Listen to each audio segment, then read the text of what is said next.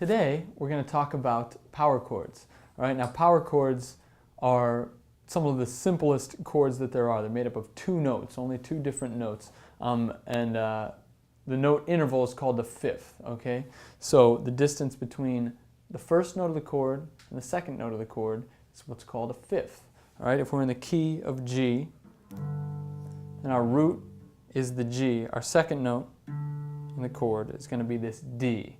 Okay, that's the fifth because if we count up in the musical alphabet, G, A, B, C, D, 1, 2, 3, 4, 5, we get to the fifth. All right, now the fifth is kind of like an anchoring tone in the key. Okay, it's the biggest deal besides the one. There's a lot of reasons for that. It actually is kind of interesting. If you look into something called the Harmonic Series, which is basically the series of tones that any single note generates, the fifth is the first one to follow after the root. So if I played this G and I was measuring the frequencies that were being emitted by this, the next one after the G would be a D. All right, so it's kind of the basis for a lot of harmony.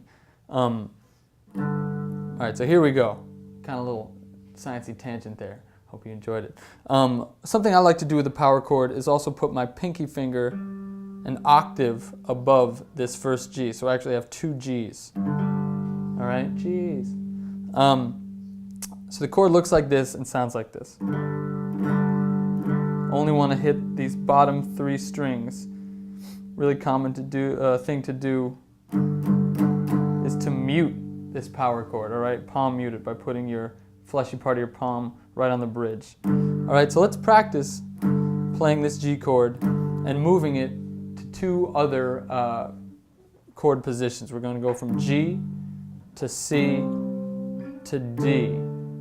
All right, so we're moving the same shape down onto the fifth string. All right, and then not hitting this low note in order to just get these three strings.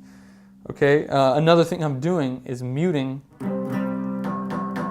this lowest string with my first finger. This fleshy part of that is kind of resting lightly underneath the string to make sure that I can strum big without freaking out, hitting it, anything like that. All right, so let's practice going in between this G, this C, and then moving up 2 frets to a D power chord. All right, that's a good exercise when you're getting used to these chords. And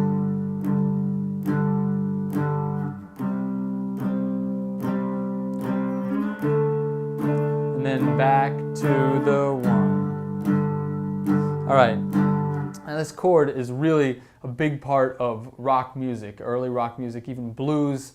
It kind of had its birth in the blues, but then in the 60s, guys like Link Ray and The Who and all those dudes really, Cream, they're all using power chords to just get a crunchy and basic sound. The song we're going to look at really quick is called Blitzkrieg Bop. This is by the Ramones.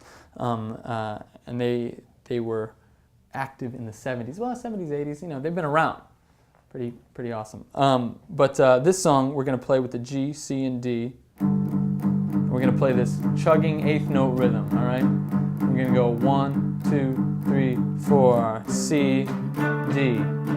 1, 2, 3, 4, 2, 2, 3, 4. So a measure of the G and a half measure of the C and the D. Forming in a straight line, those are losing their minds. All right, you can see, you definitely recognize the sound. You've heard it all over the place. So check that out. They're all made up of power chords. Practice that and be able to play them all over the neck.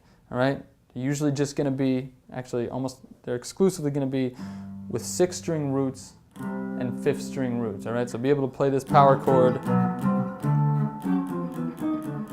wherever you want, based off 6-string roots and 5th-string roots. If you have any requests, send them to requests@mahalo.com.